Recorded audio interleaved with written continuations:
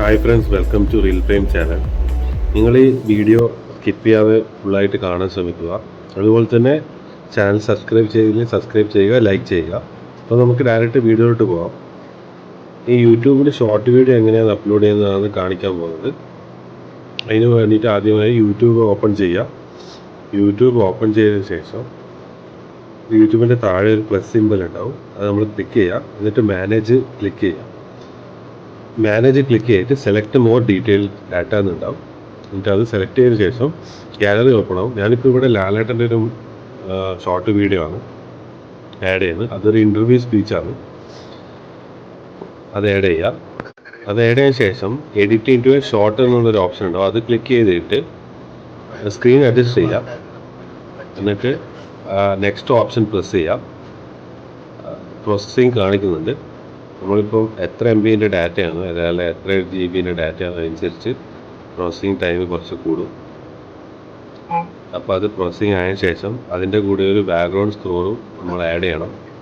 അപ്പോൾ ഇവിടെ add sound എന്നൊരു ഓപ്ഷൻ ഉണ്ട്. എന്നിട്ട് അത് ക്ലിക്ക് ചെയ്യാം. എന്നിട്ട് അവിടെ നമുക്ക് ഇഷ്ടമുള്ള ബാക്ക്ഗ്രൗണ്ട് ആഡ് ചെയ്യാം. ബാക്ക്ഗ്രൗണ്ട് ആഡ് ചെയ്തതിന് ശേഷം അത് ക്ലിക്ക് ചെയ്യാം. എന്നിട്ട് അതിൻ്റെ സൗണ്ട് അഡ്ജസ്റ്റ് ചെയ്യും. ഇപ്പോൾ നമ്മളിപ്പോൾ ഒരു ഇൻ്റർവ്യൂവിൻ്റെ സ്പീച്ചാണ്, ഇമോഷണൽ സ്പീച്ചാണ്. അപ്പോൾ അതിൻ്റെ അവിടെ ഒരു ബാക്ക്ഗ്രൗണ്ട് സ്കോർ കുറക്കുക, ഈ ഇൻ്റർവ്യൂവിൻ്റെ സ്പീച്ച് കൂട്ടിയിടുക.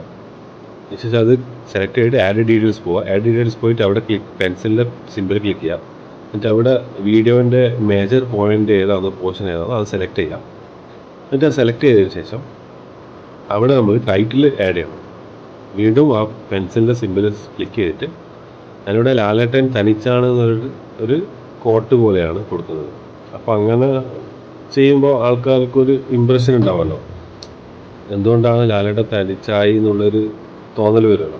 അപ്പോൾ അതാണ് നമ്മൾ അട്രാക്ഷൻ ഉള്ളൊരു ടൈറ്റിൽ നമ്മളെപ്പോഴും കീപ്പ് ചെയ്യണം. ഇനിയിപ്പോൾ എന്ത് വീഡിയോ ആണെങ്കിലും ശരി. അപ്പോൾ അതിൻ്റെ കളർ ചേഞ്ച് ചെയ്യുക, സൈസ് ചേഞ്ച് ചെയ്യുക. അപ്പോൾ ഇത്രയും കളറിൻ്റെ ഓപ്ഷൻ ഉണ്ട് യൂട്യൂബിൽ തന്നെ. അതിനുശേഷം നമ്മൾ ഡയറക്റ്റായിട്ട് അത് ടിക്ക് മാർക്ക് കൊടുക്കുക. അപ്പം ആഡ് ഡീറ്റെയിൽസ് എന്നൊരു ഓപ്ഷൻ വരും. ആഡ് ഡീറ്റെയിൽസിൽ സെലക്ട് ചെയ്തതിന് ശേഷം ഡയറക്റ്റായിട്ട് പോയിട്ട് അവിടെ പബ്ലിക് എന്നൊരു ഓപ്ഷൻ ഉണ്ടാവും. പബ്ലിക്കിൽ ക്ലിക്ക് ചെയ്യാം.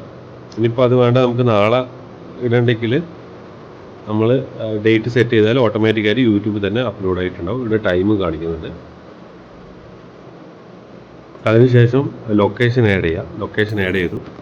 എന്നിട്ട് ഓഡിയൻസ് വിസിബിലിറ്റി ഉണ്ട്, അത് no it's not made for kids എന്ന് കൊടുക്കണം. ആൾട്ടേർഡ് കണ്ടൻറ്റ് നോ കൊടുക്കണം.